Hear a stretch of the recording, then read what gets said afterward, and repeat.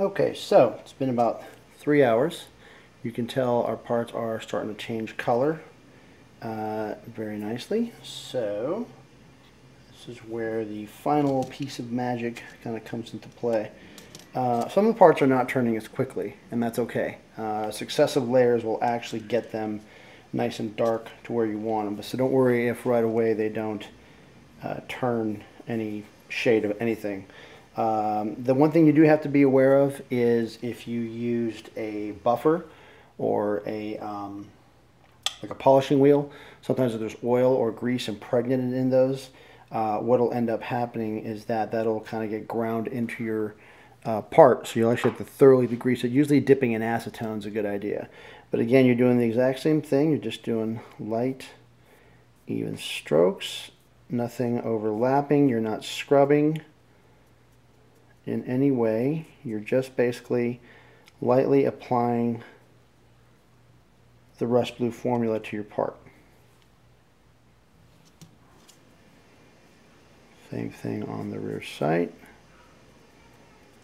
I like the Laurel Mountain stuff because if you inadvertently miss the spot with your degreaser or whatnot, it will actually clean a lot of that up for you.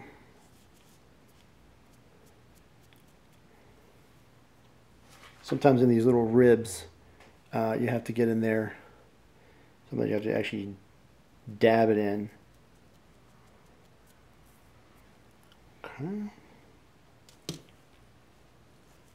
And usually what I like to do if I'm doing a part where my fingers are touching, I will let it dry lightly and then come back and finish the other part, or the part of the part.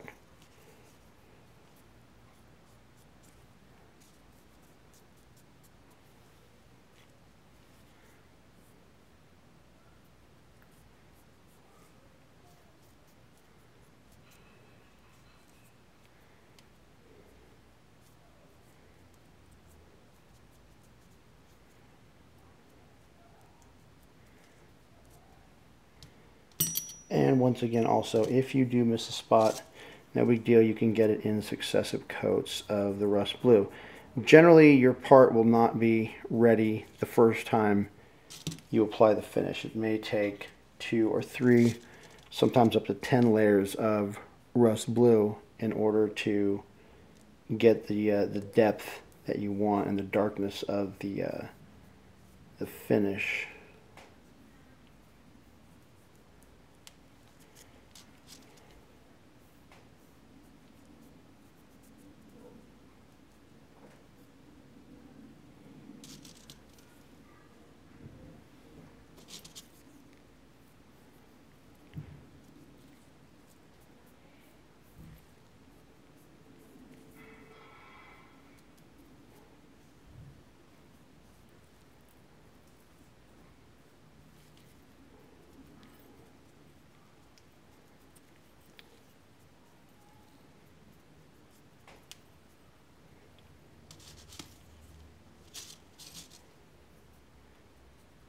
And being this is where I touch this with my glove, make sure that I get it.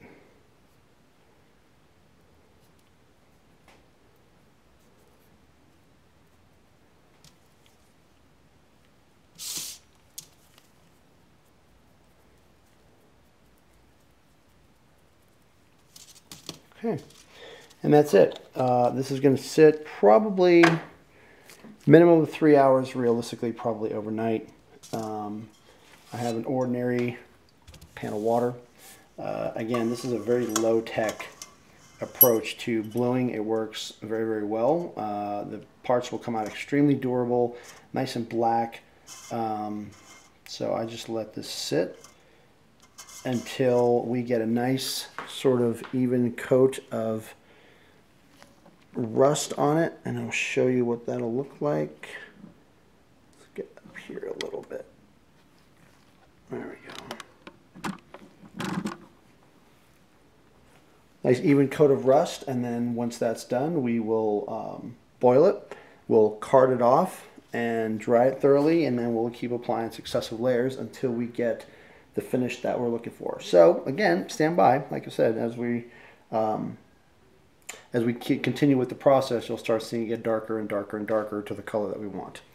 Okay, and we're back, and you can see where we have the color change for the parts. We have everything from a rust color to some blue and whatnot. So what we're going to do is, and what I did is I put the pan of water underneath, so that kind of accelerated things. So I'm actually going to put these in the water. You can either steam them or you can boil them. I'm going to boil them. And then what I'll do is I'll bring all this back, and then I'm going to card these so you can see how everything works as far as getting all of the velvet finish off. Okay, so we moved the operation indoors.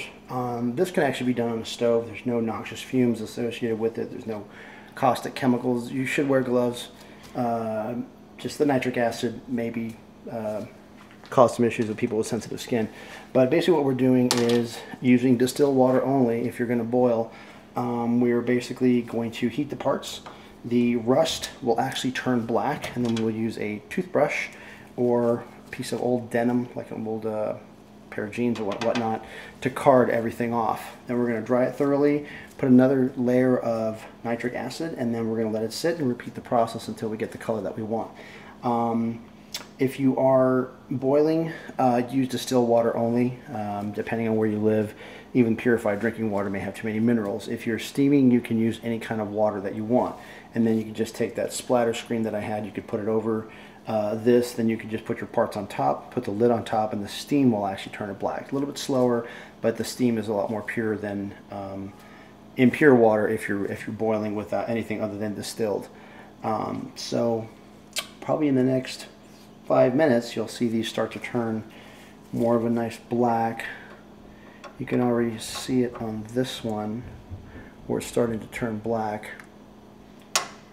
This one still has some polish and some stuff impregnated in it, so that'll take a little bit. This one's turning nicely. Using the carding brush, that will actually even out the finish, and it prepares the metal for the next layer that goes on top. Okay, so you can see after 5-10 minutes of boiling, your parts that had a kind of a shitty looking color, there we go, sorry, actually have a nice even black color. You can kind of see where are we at right there. You can actually see how nice it is. So in order to card, you just take your toothbrush, okay, and you just kind of lightly scrub the surface. And what this does is that this gets all of the rust byproducts and whatnot. It has kind of a velvet finish to it that gets that off, and then it prepares the surface for the next layer of blue, because as I said, you're going to need to put several layers. Now this one obviously is not taking as well. It's not taking as well because with the heat of the water, the boiling water, it's actually boiling out a lot of the impurities. I did not clean this one too well, but never fear, because once you card, you can actually hit it with brake cleaner again, scrub it down, and the successive layers of rust blue formula, or the nitric acid, will actually level that out to where you can't even tell. So it actually will, in essence, sort of clean itself. The Laurel Mountain does have a detergent that's kind of built into it. That's why a lot of people like it. They have said that you don't have to necessarily use gloves when you are using it. I prefer to use gloves just because nitric acid, even though it's not anything really super hazardous, you know, may cause issues with your skin, but at the same time also you don't want any of your finger oils or anything to get on your parts. The only thing you have to do when you're doing this is be careful you don't drop the part in, and then you'll end up accidentally burning yourself when the water splashes. So I'm going to card all of these parts, and this one, like I said, I'm just using a toothbrush. I have metal carding brushes that I use for more aggressive. I usually wait till successive layers, you know, further down are on the metal before I start hitting with something a little more aggressive. But I will hit it with, turn this off, I will hit it with the piece of denim, which gives it a nice kind of matte look to it.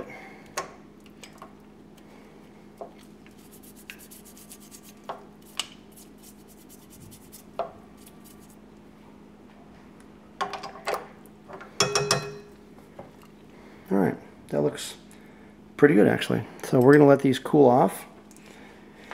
Then I'll card them with the denim, and then we'll go back for another coating of rust blue, so stand by. Alright, so here's the part in question. Sorry for the bad light. I'm doing this in the kitchen after Easter dinner. But when you use the denim, again, you're just lightly cleaning the metal and getting all of the kind of fluff off of it. It'll dry relatively quickly. Please be careful you don't burn yourself. Gloves also kind of help with that as well. But what you're doing is you're basically just polishing off any impurities that's on the metal, and like I said, getting it ready for the next layer.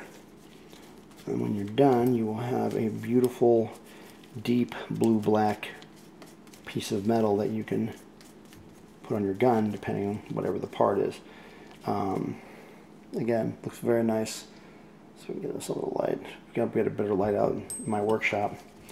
And I just hit everything kind of lightly. You don't need to go too crazy. You're not trying to scrub the finish off. You're just trying to clean it a little bit and even it out. I hit all these parts. I like to usually dip it in a little bit of water. That helps lubricate it a little bit. And just clean really, really good until, oops, until you drop it. This was a piece that was previously cold blued. You can see where it actually blends pretty nicely. This thing wants to focus a little bit better. See where it actually blends a little bit nicer. There we go. Again, successive layers are going to make this a lot deeper and richer in color. Usually your first 2 or 3 layers are kind of spotty and weak, and it'll look like after usually the second layer, as it starts to kind of etch a little bit more, it'll look terrible actually. But once you get to this point is where it really starts to shine and you really start seeing a difference. So we're going to go back, we're going to put another layer, we're going to clean this up really good, put another layer of rust blue, let it rust overnight, and come back and show you as it's building up more and more, so stay tuned. Hey folks, I am back. I wanted to show you the end result of the rust blue process. As you can see, these are the bolt parts from the Norwegian Krag rifle. If you look, you can see where we at right there. You can see that the parts have a nice blue-black finish on them. This was about 6 coats of the rust blue with the hand carding. This is what the hand carding brush looks like. It's from Brownells. Great place to buy stuff from. There you go. Basically, it has very soft stainless steel bristles, and again, what you're doing when you're carding is after you boil all the after you boil the parts, what you do is you just basically brush them.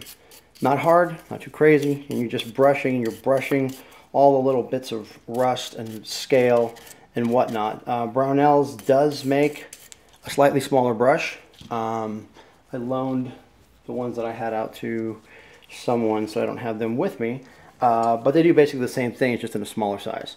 Almost similar to those gunsmith brushes that you buy at like the gun shows and gun stores and whatnot. So this is pretty much done at this point. Normally what I do is I will take the parts on the last rust blue pass, and I will let them soak in motor oil, generally overnight or for 24 hours. This gets all of the chemical, all the nitric acid and everything out of the part, kind of seals it a little bit. And then from there I do a final hand card, wipe everything off really good, and then assemble, and we're off to the races. So if you have any questions about the rust blue process, it is tedious, but it will yield something very, very durable, even more durable than hot blue, and is similar, like if you do any Mauser or any type of old world military firearm restoration, rust blue at one point was the go-to method for bluing guns. So any questions, militarygunguy702@gmail.com. You can check out my website, militarygunguy.com, and also my YouTube channel. So any questions at all, feel free to hit me up. Thanks. See you next time.